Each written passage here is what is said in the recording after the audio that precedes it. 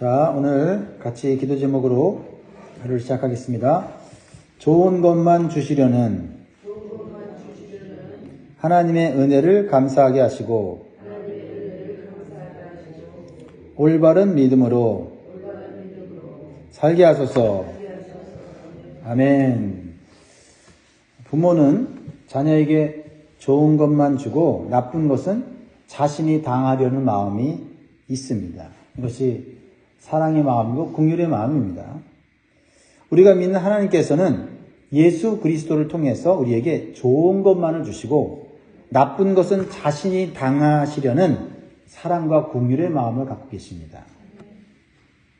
그래서 예수 그리스도께서는 십자가를 통해 우리에게 구원을 주시려고 죄를 대속해 주시고 율법의 저주를 대신 받으셨습니다. 좋은 것만 주시고 나쁜 것은 예수님께서 다 받으신 거지요. 10절에 이렇게 기록되어 있습니다. 무릇 율법 행위에 속한 자들은 저주 아래에 있나니 기록된 바 누구든지 율법책에 기록된 대로 모든 일을 항상 행하지 아니하는 자는 저주 아래에 있는 자라 하였습니다. 율법의 기능이 뭐지요? 죄를 짓지 않도록 죄가 무엇인지를 알게 해줍니다.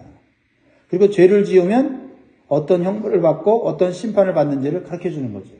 그래서 사회에서도 법을 만드는 이유가 무엇입니까?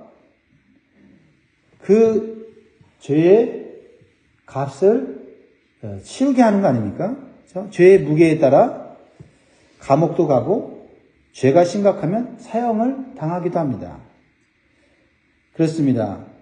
하나님 앞에서 인간이 지은 죄를 값을 치르려면은 어떻게 해야 됩니까? 감옥 대신에 지옥에 가야 되고 사형을 당하듯이 죽음의 저주를 받아야 하는 것입니다. 이것이 율법의 저주예요.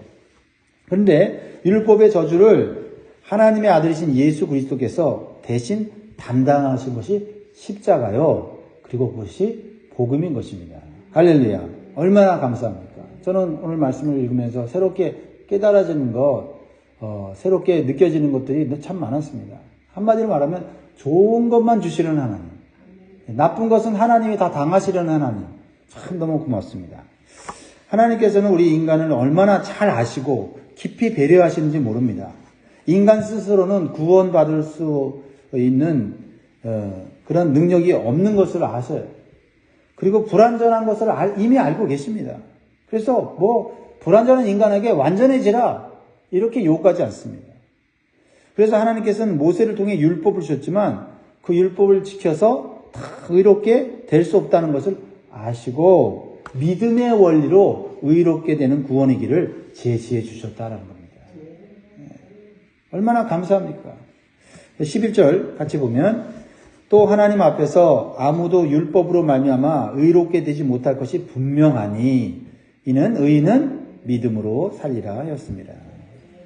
그래서 믿음으로 의롭게 되는 길을 인간에게 주신 것은 하나님의 놀라운 사랑과 말로 다할 수 없는 하나님의 은혜인 것입니다.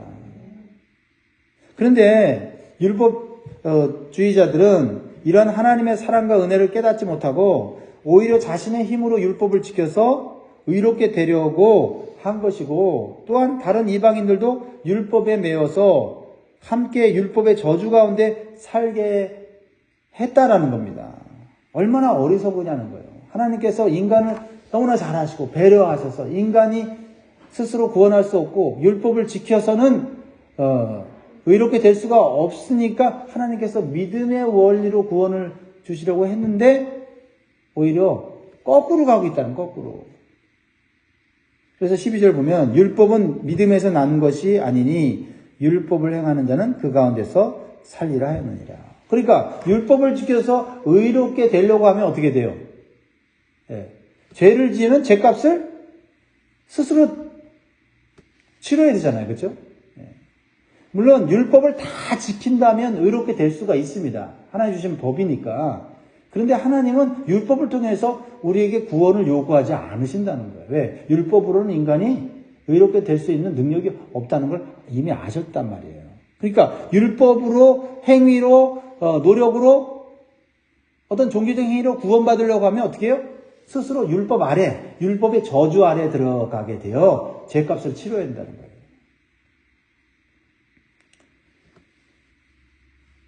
그래서 다시 한번 사도 바울은 우리 인간이 어떻게 믿음으로 의롭게 되는 구원의 은총을 받게 되었는지를 강조하고 있어요. 13절 같이 읽습니다. 이 말씀을 마음에 새기면 좋겠어요. 시작. 그리스도께서 우리를 위하여 저주를 받은 바 되사 율법의 저주에서 우리를 속량하셨으니 기록된 바 나무에 달린 자마다 저주 아래에 있는 자라 하였습니다. 여러분, 그렇죠? 이 하나님의 놀라운 사랑, 우리 인간을 향한 깊은 배려를 느낄 수가 있잖아요. 그렇죠? 그런데 어떤 사람들은 예수 그리스도가 나무에 죽은 거는 자기 죄 때문에 죽은 저주받은 인간이라고 그렇게 생각하는 거죠.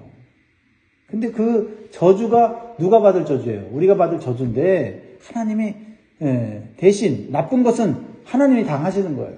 그리고 좋은 것만 주시려는 거예요.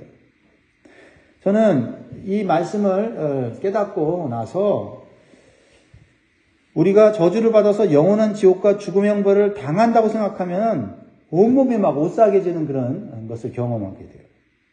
그런데 예수 그리스도께서 율법의 저주를 다 대신 받으시고 속량하셔서 우리를 구원하셨으니 얼마나 감사하고 감사합니까? 그리고 율법을 지켜서 구원받는 길이 아니라 대신 십자가에서 저주받으신 예수 그리스도를 믿음으로 의롭게 되는 길을 주신 것은 정말 쉬운 길을 주신 거예요. 그렇죠? 쉬운 길을 주셨다고요. 근데 그것을 하나님의 은혜인 것을 깨닫지 못하고 믿지 못하는 것은 인간의 어리석임이고 인간의 불행입니다. 믿음으로 의롭게 되는 이 하나님의 복음, 이 복음을 여러분 마음에 꼭 새기시기 바랍니다. 그리고 믿음의 조상이 아브라함에게 주신 언약과 함께 우리에게 베풀어 주신 구원과 영생의 복이 유대인들에게만 주신 것이 아니라 모든 민족, 즉 이방인들에게 주신 것임을 또한 강조하고 있습니다. 14절에 이는 그리스도 예수 안에서 아브라함의 복이 이방인에게 미치게 하고 또 우리로 하여금 믿음으로 말미암아 성령의 약속을 받게 하려 함이라. 이 구절에서 중요한 사실은 뭡니까? 아브라함에게 주신 복, 즉 구원과 영생의 복은 혈통이나 율법의 행위로 받는 것이 아니라 예수 그리스도 안에서만 받게 된다라는 거예요. 그렇죠? 14절 다시 한번 보면 이는 그리스도 예수 안에서 아브라함의 복이라고 말하고 있습니다. 그리고 또 유대인에만 주는 것이 아니라 이방인에게도 미치게 하고라고 되어 있어요. 이방인에게도 주어진다라는 것입니다. 그리고 또 그 믿음으로 또 받게 되는 것이 있다라는 거예요. 그게 뭐예요? 성령의 약속이에요. 성령의 약속. 그렇죠? 믿음으로 구원과 영생을 얻게 되는데 또한 그 믿음으로 받게 되는 것이 성령이다. 성령을 통해서 우리가 하나님의 말씀을 지킬 수 있게 도와주신다는 거죠. 너무 좋습니다. 그런데 유대의 율법주의자들은 이것을 깨닫지 못했어요. 그래서 아브라함이 할례를 받아서 구원받았고 모세를 통해 주신 율법을 지켜야만 구원받는 생각한 거예요. 어려운 길을 가는 겁니다. 어리석은 길을 가는 거고 불가능한 길을 가는 거예요.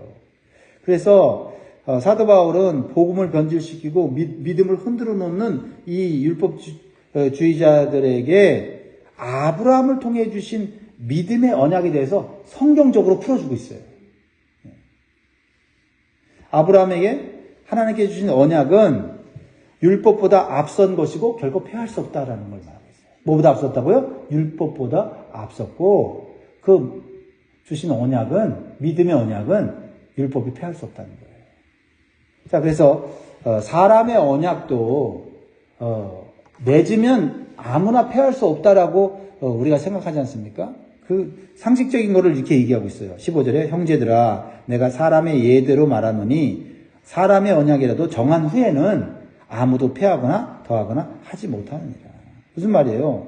사람의 언약도 함부로 폐하거나 없앨 수 없는데 하나님과 맺은 언약을 누가 폐할 수 있겠냐. 그러니까 아브라함과 맺은 언약은 이것은 하나님이 주신 거고 폐할 수 없다라는 거죠. 그러면 아브라함과 하나님 맺은 언약은 누구에게 주신 건가? 우리가 아브라함 자손들에게 줬다고 얘기하지만 그러나 궁극적으로, 근본적으로는 아브라함의 자손으로 오신 예수 그리스도에게 주신 것이다라고 성경적으로 증명하고 있어요. 16절이 참 중요한데 이 말씀을 아주 이 사도 바울은 영적으로 잘 해석했어요. 16절 같이 있습니다. 시작. 이 약속들은 아브라함과 그 자손에게 말씀하신 것인데 여럿을 가리켜 그 자손들이라 하지 아니하시고 오직 한 사람을 가리켜 내 자손이라 하셨으니 곧 그리스도라. 그러니까 유대 율법주의자들은 자신들이 혈통적으로 아브라함의 자손들이라고 믿고 그것을 구원의 조건으로 여겼단 말이에요. 근데 하나님께서 아브라함에게 언약을 주시고 복을 약속하셨을 때 그 자손은 자손들이 아니라 자손이었다는 거예요. 한 사람이었다는 겁니다. 그 한 사람이 누구라고요? 예수 그리스도라는 거예요. 그러니까 예수 그리스도를 통해서 주신 언약이 성취되면 만민이 복을 받는다는 거죠. 아브라함의 자손 이래서 복을 받는 게 아니라 아브라함의 자손인 예수 그리스도를 통해서 모든 자손들이 믿는 자손들이 구원받는다. 놀라운 해석 아닙니까? 그러니까 이 구절에서 사도 바울이 우리에게 알게 하려는 것은 무엇이냐면 그리스도가 아브라함의 언약을 이어받은 참 아브라함의 자손인 것처럼 그리스도를 믿는 자들이 참 아브라함의 자손이라는 거예요. 이 자손의 개념은요, 단수로서 하나를 의미하지만 또한 집합적으로 한 공동체를 말하는 거죠. 그래서 언약의 자손이신 예수 그리스도를 믿는 자는 모두 예수 그리스도와 함께 영적인 아브라함의 자손들이 된다라는 겁니다. 그래서 아브라함의 육적인 혈통을 자랑하는 유대인들이 아브라함의 후손인, 언약을 받은 후손인 예수 그리스도를 믿지 않는다면 혈통적으로는 아브라함 자손인 것 같지만 실제적으로는 아브라함의 자손이 아니다라는 것을 말하고 있는 거예요. 놀랍지 않습니까? 그렇죠? 그러므로 사랑하는 성도 여러분, 예수 그리스도를 믿는 우리들은 믿음이 있는 아브라함과 같은 복을 받아서 구원과 영생과 천국의 상속자가 되는 줄 믿으시기 바랍니다. 그래서 이제 사도 바울은 율법을 지킴으로 구원을 받는다고 주장하는 율법주의자를 향해서 또 다른 변증을 하는데 그것은 아브라함이 믿음으로 의롭게 되는 구원을 받은 것은 율법 이후에 주신 것이 아니라 율법 이전에 주신 것이고 그것은 언약으로 주신 것이기 때문에 사람의 언약도 폐기하기 어려운데 하나님과 맺은 언약을 누가 폐기하겠는가? 율법이 폐기할 수 없다는 거예요. 자, 17절 같이 있습니다. 시작. 내가 이것을 말하노니 하나님께서 미리 정하신 언약을 430년 후에 생긴 율법이 폐기하지 못하고 그 약속을 헛되게 하지 못하리라. 그렇죠? 모세에게 주신 율법은 아브라함을 통해서 정하신 언약보다 얼마나 뒤에 주셨다고요? 430년 후에 주신 것이기 때문에 뭐가 앞섰다? 율법보다 언약이 앞섰다. 그 언약은 뭐예요? 믿음으로 의롭게 되는 언약의 복음이라는 거예요. 그리고 그 언약의 복음 이후에 율법이 주어졌다라는 것을 성경적으로 증명하는 겁니다. 그러니까 18절에 만일 그 유업이 복이죠. 아브라함에게 주신 복. 그 유업이 율법에서 난 것이면 약속에서 난 것이 아니리라. 그러니까 율법을 지킴으로써는 아브라함에게 주신 복을 받지는 못한다라는 거죠. 그러나 하나님의 약속으로 말미암아 아브라함에게 주신 것이다라는 겁니다. 자, 유업은 여기서 무엇을 의미해요? 1차적으로는 가나안 땅이지만 궁극적으로 종말론적 차원에서 볼 때는 구원을 통해 주시는 영생과 하나님의 나라, 가나안 땅을 상징하는 하나님의 나라, 하나님의 나라를 의미하는 것이다. 그러니까 율법을 통해서는 이 유업의 복을 받을 수 없고 아브라함을 통해 주신 하나님의 약속을 믿는 믿음을 통해서만 받을 수가 있다는 겁니다. 그러면 율법의 역할은 뭐냐? 율법의 역할은 율법은 구원을 위해서 주신 것이 아니라 율법은 구원받은 백성이, 이미 구원받은 백성이 하나님과 올바른 관계를 맺고 살아가는 삶의 원리로서 주신 것이다. 아브라함 때부터 오직 믿음만이 구원의 원리라고 주신 것이라는 거예요. 그러니까 지금까지 변경된 적이 없다. 그래서 저도 예전에는 좀 그런 생각이 약간 헷갈렸어요. 어렸을 때부터 구약에는 율법으로 구원받고 신약에는 복음으로 구원받는다. 이렇게 말하는 사람들도 있었거든요. 그런데 아니라는 거예요. 원래 구원이라는 거는 믿음으로 의롭게 되고 구원받는 이 복음이 아브라함 때부터 이미 정하신 거고, 율법은 그 위에 온 것이고, 율법은 믿음으로 구원받은 백성이 어떻게 하나님의 백성으로서 관계를 맺고 살아가야 하는지를 주신 생활의 원리라는 거예요. 이거를 헷갈리면 이 구원도 헷갈린다는 거예요. 말씀을 오늘 정리하겠습니다. 사랑하는 성도 여러분, 구원은 사람의 어떤 율법의 행위나 노력이나 종교적인 행위로 이루어질 수가 없고, 오직 예수 그리스도께서 십자가에서 이루신 그 구원을 믿는 믿음으로 받는다는 사실을 기억하시기 바랍니다. 그러니까 오직 예수 그리스도만을 통해서 구원받을 수 있고, 그분을 믿는 믿음, 그분이 이루신 구원, 하나님의 언약하신 그 복음, 그걸 통해서만 우리가 구원을 받는다는 거죠. 그러니까 어떠한 종교도, 어떠한 철학도, 어떠한 사상도 인간을 구원할 수가 없는 거죠. 왜? 이 율법의 저주를 해결하신 건 예수 그리스도밖에 없잖아요. 인간이 죽게 되는 게 법을 어겨서 죄값을 치루어 죽게 됐는데, 그거를 대신 누군가가 대속해야 되는데, 대속해주는 복음이 이 세상에 어디 있습니까? 어떤 종교가 이 율법의 저주를 해결합니까? 그러니까 하나님이 우리 인간을 너무 잘 아셔서 좋은 것만 주시려고 하는데, 인간들은 자신의 노력과 수고와 그러한 선행과 종교적인 어떤 그 행위로 구원받으려고 하는 거예요. 나름대로 자기들이 뭔가 해서 구원받으려고 하는 거죠. 그러나 그건 하나님의 은혜를 알지 못하는 어리석은 것이다라는 거죠. 그러므로 예수 그리스도께서 우리를 위해서 율법의 저주를 다 받으시고 속량해 주신 것은 놀라운 하나님의 은혜요 사랑이다. 이 은혜와 사랑에 보답하는 길은 이제부터 우리가 하나님 말씀에 순종함으로써 구원받은 성도로서 합당한 거룩하고 경건한 삶을 사는 거예요. 그것이 율법이 필요한 이유이기도 하죠. 그래서 하나님을 기쁘시게 하고 하나님께서 예비하신 하나님 나라에 다 들어갈 수 있기를 주님의 이름으로 축원드립니다. 기도하겠습니다.